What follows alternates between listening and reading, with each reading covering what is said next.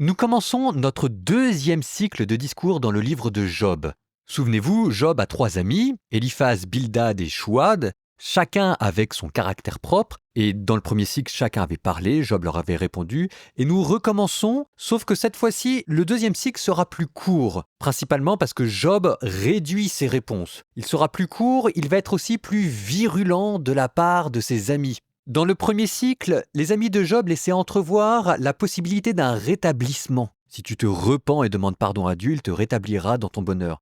Là, c'est le sort pitoyable de l'injuste qu'ils vont prendre plaisir à décrire. On passe de la consolation à l'avertissement. Vers la fin de ce cycle, vous verrez aussi bizarrement l'espérance de Job croître, mais on n'y est pas encore. Donc, nous sommes dans Job chapitre 15, c'est Éliphaz qui l'inaugure. Souvenez-vous, Éliphaz était des trois amis le plus conciliant et le plus modéré, mais on sent qu'il commence à s'échauffer.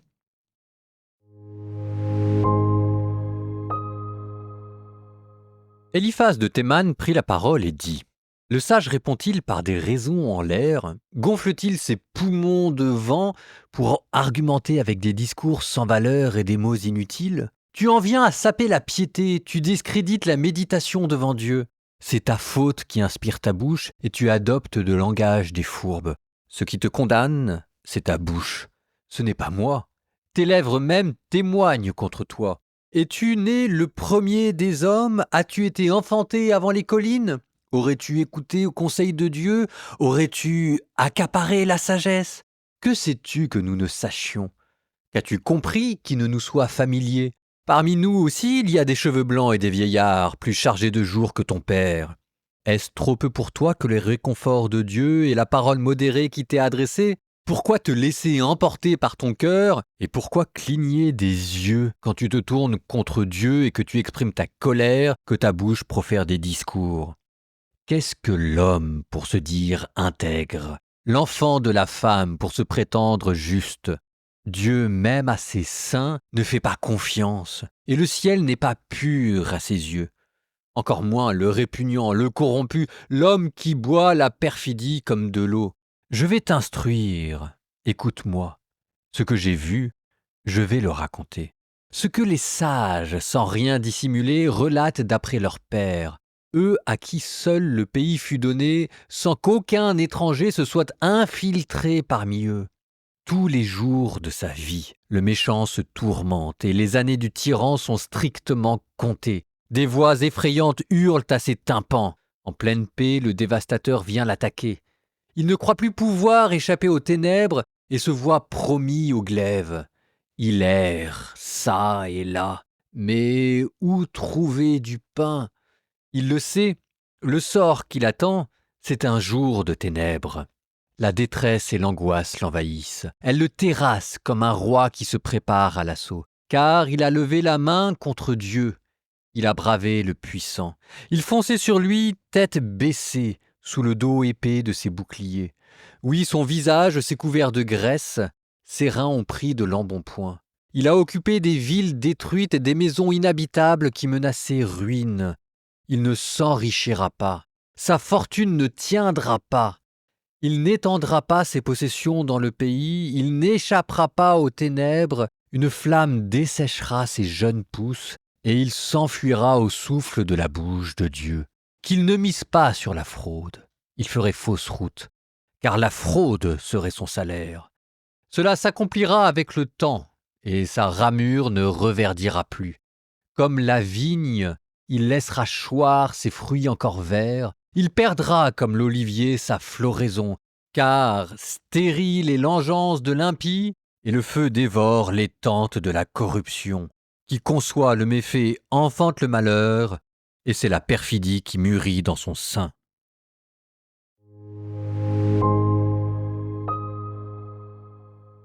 Donc, Éliphaz de Théman, beaucoup moins mesuré que la première fois, hein. On peut le comprendre. C'est aussi quelque chose que nous faisons souvent quand nous n'arrivons pas à convaincre la personne qui est en face de nous replier comme sur nous-mêmes et de présenter une version plus dure de nos idées, en espérant qu'en durcissant nos idées, nous finissions par emporter la conviction. Ce qui généralement ne marche pas beaucoup, mais c'est comme si en fait on cherchait à se réassurer et à défaut d'avoir convaincu la personne en face de nous, d'arriver à se convaincre soi-même.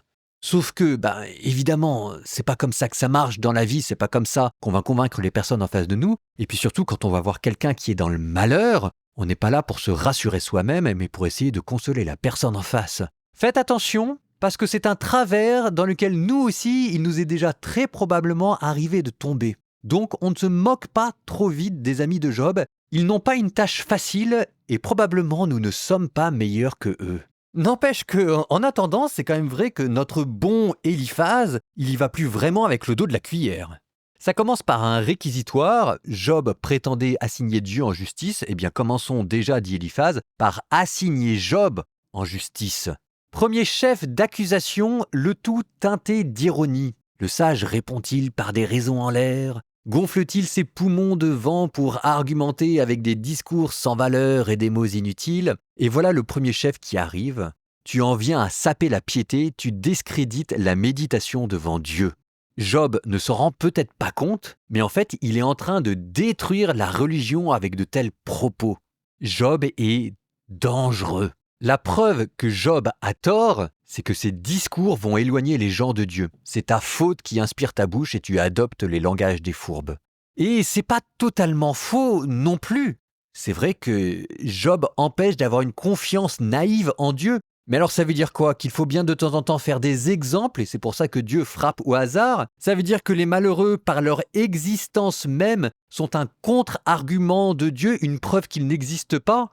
Vous sentez qu'en fait, l'impiété est du côté d'Éliphaz de Théman. Ce sont des gens comme ça qui sont dangereux et qui détruisent la religion parce qu'ils refusent de voir le mal et qu'ils refusent de voir les problèmes. On comprend mieux pourquoi est-ce que Dieu à la fin dira à Éliphaz, Bildad et Chouar « Vous avez mal parlé de moi ». Deuxième chef d'accusation. Pour qui Job se prend-il ?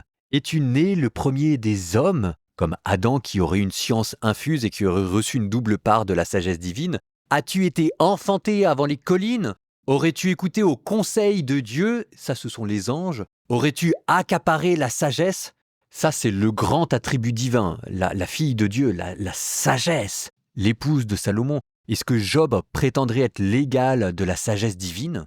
Bon, et ça, c'est vrai qu'il y a une question derrière. Est-ce que le fait d'être dans le malheur vous donne une sagesse et une autorité particulière par le simple fait d'être dans le malheur et de souffrir l'injustice ? Ce qui est sûr, c'est que cela donne une authenticité et une gravité aux propos. Est-ce que ça vous donne une sagesse en plus ? C'est pas dit. Le problème de Bildad, c'est pas tellement qu'il refuse de reconnaître à Job par le fait qu'il souffre une sagesse en plus, mais plutôt que parce qu'il souffre, il a moins de sagesse. Parce qu'il souffre, sa parole vaut moins. Parce qu'il souffre, il est déjà plutôt du côté des impies. Troisième chef d'accusation, le manque de tolérance.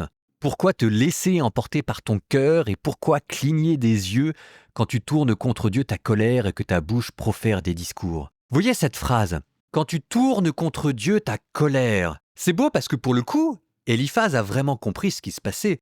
La souffrance, parce que Job n'arrive pas à la comprendre, devient lui source d'agressivité. C'est sa manière de se rebeller contre il ne se comprend pas. Et cette agressivité que Job a contre sa propre souffrance, comme il n'arrive pas à lui donner une place juste, il la projette sur Dieu. Et pour être agressif sur sa souffrance, il devient agressif contre Dieu. Et ça, c'est vrai qu'à la fois on comprend le mécanisme psychologique, et en même temps, c'est aussi une réponse trop rapide. C'est pas parce qu'on ne comprend pas notre souffrance que Dieu nous en veut tout de suite. C'est justement tout le problème du mystère du mal, c'est qu'il y a un écart, on ne sait pas. Mais une fois qu'on a dit ça, est-ce qu'ensuite vous allez reprocher à l'homme qui souffre d'avoir des paroles qui dépassent son cœur ? Vous savez, parfois la véritable tempérance, c'est aussi d'avoir des paroles qui deviennent disproportionnées ou hyperboliques. Parfois la véritable tempérance, la véritable maîtrise des émotions, c'est de savoir être triste avec celui qui est triste, d'être en colère quand il faut se mettre en colère. Et parfois même, si vous voulez, quand l'agressivité pour vous est le seul moyen que vous avez trouvé pour exprimer votre rage de vivre comme celle de Job, vous laissez les gens être agressifs. On ne tire pas sur une ambulance. Parfois, vous savez, la colère des gens, c'est la manière dont leur psychisme réagit pour avoir le boost d'adrénaline, pour avoir l'émotion, l'énergie supplémentaire, pour continuer à rester debout. Et s'il n'y avait pas cette colère, cette agressivité, les gens s'effondreraient. C'est pas agréable à regarder, c'est pas agréable à entendre, mais qu'est-ce que vous voulez que je vous dise? Quand les gens souffrent, ils souffrent. Toujours est-il que maintenant, Bildad, il y va. Je vais t'instruire, écoute-moi, ce que j'ai vu, je vais te le raconter. Et ensuite, il décrit le destin qui attend Job s'il ne se repent pas, le destin semblable aux impies. Tous les jours de sa vie, le méchant se tourmente, les années du tyran sont strictement comptées. Voilà ce qui va t'arriver, Job. Des voix effrayantes hurlent à ses tympans. En pleine paix, le dévastateur vient l'attaquer. Il ne croit plus pouvoir échapper aux ténèbres et se voit promis au glaive. Il erre çà et là, mais où trouver du pain? Il le sait, le sort qui l'attend, c'est un jour de ténèbres. Alors vous savez, on pourrait se dire, Job s'en fiche un petit peu parce que le jour des ténèbres, il est déjà dedans. Faut peut-être pas trop le dire trop vite, parce que vous savez, dans la souffrance, on peut toujours aller plus loin. Nous terminons par une courte prière. Au nom du Père et du Fils et du Saint-Esprit, Amen. Seigneur Dieu, nous nous tournons vers toi. Nous te demandons, quand nous parlons avec nos amis et que nous ne sommes pas d'accord avec eux, de ne pas trop vite nous énerver, de ne pas trop vite devenir rigide et de ne pas nous enfermer dans nos certitudes. Seigneur, donne-nous suffisamment d'humilité pour accepter de temps en temps de ne pas avoir le dernier mot. Et vous, que Dieu vous bénisse, le Père, le Fils et le Saint-Esprit. Amen.